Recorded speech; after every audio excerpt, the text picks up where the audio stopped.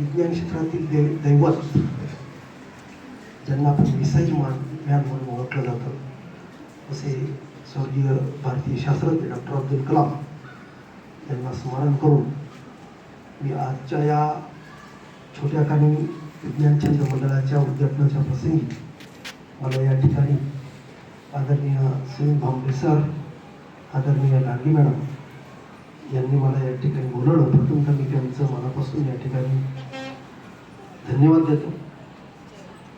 आजच्या या छोट्या काही कार्यक्रमाचे अध्यक्ष या विद्यालयाच्या मुख्याध्यापिका आदरणीय लाडगे मॅडम, या संकुलाचे स्कूल कमिटी सदस्य, सेवानिवृत्त प्राचार्य, माजी विज्ञान संघाचे अध्यक्ष आदरणीय सुनील भांबरे, सर्व या ठिकाणी या विद्यालयातील सेवक वर्ग बंधू भगिनी आणि लहान चिमुकले, उद्याचे शास्त्रज्ञ, बालवैज्ञानिक यांच्यासाठी मी आज या विज्ञानाच्या संदर्भात आणि विज्ञान छंद मंडळ याची रूपरेषा, स्ट्रक्चर आणि त्याची कार्यवाही आणि त्याची उद्दिष्ट याच्याविषयी मी थोडक्यात याच्यामध्ये बोलणार आहे. विज्ञान छंद मंडळाचं स्ट्रक्चर आधी तुम्ही लक्षात घेतलं पाहिजे. याच्यामध्ये विद्यार्थ्यांचं एक मंडळ असतं आणि एक शिक्षकांचं मंडळ असतं. आता शिक्षकांचं जे मंडळ असतं त्याच्यामध्ये अध्यक्ष म्हणून विद्यालयाचे प्राचार्य असतात, हे विज्ञान छंद मंडळाचे अध्यक्ष. उपाध्यक्ष म्हणून विद्यालयाचे उपमुख्याध्यापिका असतात आणि मार्गदर्शक म्हणून विद्यालयाचे पर्यवेक्षक ही तिसरी पोस्टिंग आहे. चौथी पोस्टिंग आहे सचिव, म्हणजे विज्ञान छंद मंडळाचं प्रमुख. विज्ञान छंद मंडळाचे कार्यवाही जो कोणी शिक्षक करत असणार किंवा ज्याच्याकडे जबाबदारी दिलेली असणार ते शिक्षक या विज्ञान छंद मंडळाचे सचिव असतात. आणि नंतर मग इयत्ता तुमचं पहिलीपासून तर 10वी पर्यंत जे काही वर्ग असतील त्या वर्गांना विज्ञान शिकवणारे जे शिक्षक असतात ते सदस्य म्हणून कार्यरत असतात. ही झाली शिक्षकांचं मंडळ, शिक्षकांचं विज्ञान छंद मंडळ. त्यालाच पॅरलल विद्यार्थ्यांची एक कार्यकारिणी असते, विद्यार्थी कार्यकारिणी विज्ञान छंद मंडळ ही दुसरा भाग आहे. याच्यामध्ये सुद्धा अध्यक्ष जो असतो, प्रथमतः प्रत्येक वर्गातील विज्ञानप्रेमी जे विद्यार्थी असतात याची निवड करायची असते. ही निवड कोण करतं? विज्ञान छंद मंडळाचं शिक्षकांचं जे छंद मंडळ आहे कार्यकारिणी त्यांच्यात ते आपापल्या वर्गातील जो विज्ञानप्रेमी शिक्षक असेल त्याची निवड केली जाते आणि सर्व विज्ञानप्रेमी शिक्षकांची प्रत्येक तुकडी वाईज, डिव्हिजन वाईज निवड केल्यानंतर त्याच्यामध्ये सुद्धा विद्यार्थी कार्यकारिणीमध्ये एक अध्यक्ष म्हणून एक विद्यार्थी असतो, उपाध्यक्ष म्हणून सुद्धा दुसरा विद्यार्थी असतो आणि नंतर सचिव म्हणून सुद्धा विद्यार्थी असतो आणि उर्वरित सदस्य जे असतात ते सदस्य त्या प्रत्येक तुकडीतून निवडून घेतलेले जे आपण विज्ञानप्रेमी विद्यार्थी असतात ते सदस्य असतात. असे दोन पॅरलल असं ही कार्यकारिणी, एक शिक्षक कार्यकारिणी एक विद्यार्थी कार्यकारिणी. आता यांचं कार्य काय आहे? शिक्षक कार्यकारिणीचं कार्य काय आणि विद्यार्थी कार्यकारिणीचं कार्य काय? शिक्षक कार्यकारिणीचं कार्य हेच आहे की त्याच्यामध्ये जे मार्गदर्शक शिक्षक घेतलेले असतात हे मार्गदर्शक शिक्षकाकडून विद्यार्थ्यांमध्ये विज्ञानविषयी निवड करण्यासाठी जे विज्ञान छंद मंडळाचे सचिव असतात ते सचिव त्यांच्याकडून काम करून घेत असतात.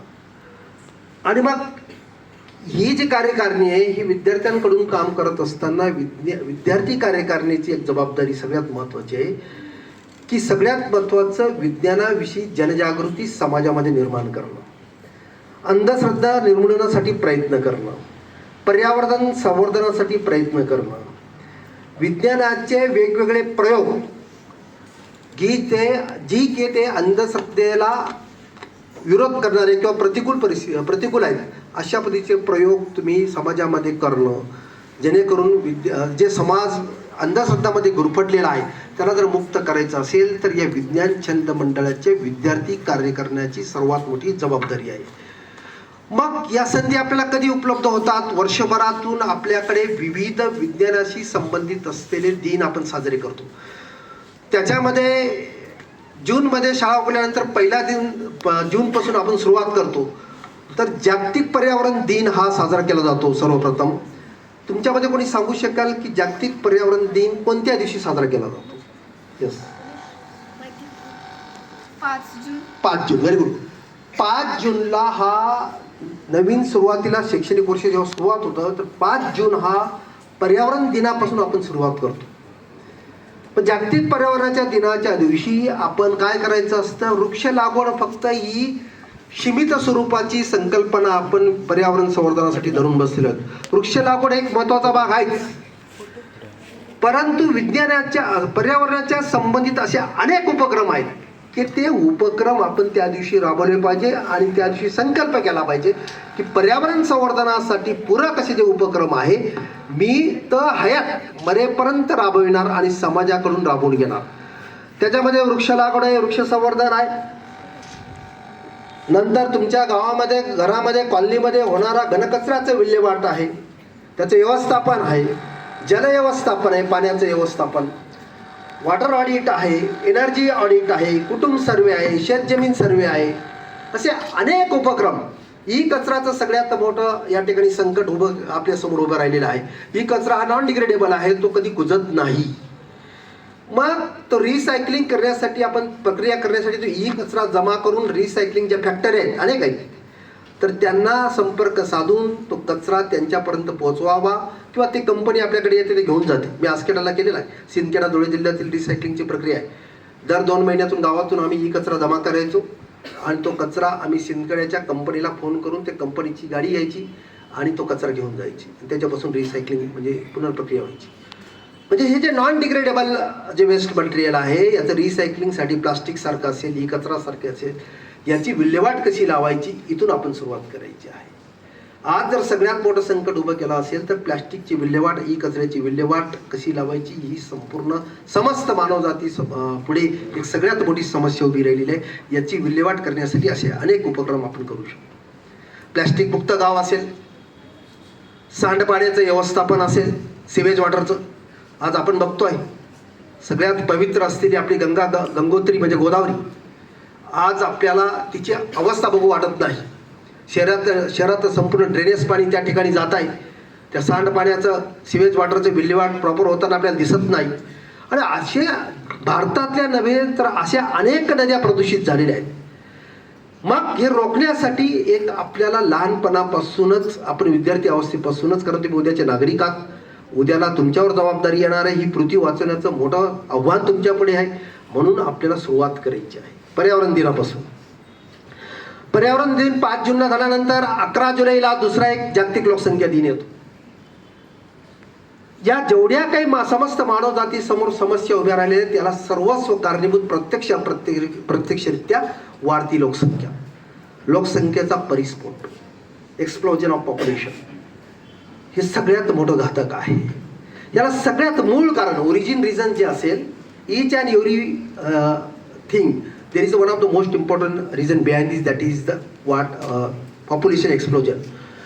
ही वाढती लोकसंख्या आपल्याला कंट्रोल करण्यासाठी विविध उपक्रम आपण राबवलं पाहिजे. अवेअरनेस सगळ्यात महत्त्वाचा आहे. अवेअरनेस समाजामध्ये करणं गरजेचं आहे. आज जर विचार केला संपूर्ण जगाचा तर 4 ते 5 कोटी तरुणाई दर महिन्याला प्रजनन क्षमतेच्या उंबरठ्यावरती उभी आहे. म्हणजे दर महिन्याला 4 ते 5 कोटी तरुणी ही प्रजनन क्षमतेसाठी तयार झालेली आहे. मोठा आकडा आहे. आणि मग प्रजनन क्षमतेसाठी जेव्हा ही एवढी संख्या एका महिन्याला तयार होते तर त्याचा जर त्या तरुणाईने जर